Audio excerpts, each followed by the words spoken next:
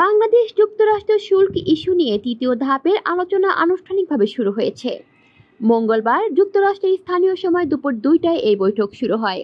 এর আগে এদিন বেলা 12টা 30 মিনিটে আনুষ্ঠানিকভাবে একটি আলোচনা অনুষ্ঠিত হয়।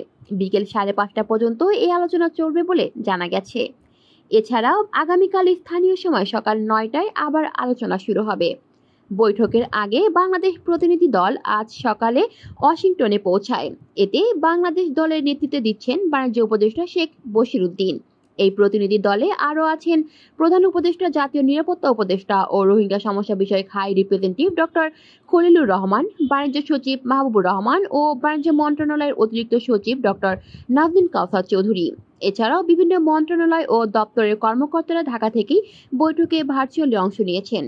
যুক্তরাষ্ট্রের পক্ষে নেতৃত্বে আছেন সহকারী ট্রেড রিপ্রেজেন্টেটিভ ব্রেন্ডন লিঞ্চ, তার সঙ্গে আছেন বাণিজ্য ও শুল্ক সংশ্লিষ্ট কর্মকর্তারা। শুল্ক নেগোসিয়েশনের পুরো বিষয়টি সমন্বয় করছে বাংলাদেশ দূতাবাস ওয়াশিংটন ডিসি। কলি শিকদার, বাংলা নিউজ নেটওয়ার্ক।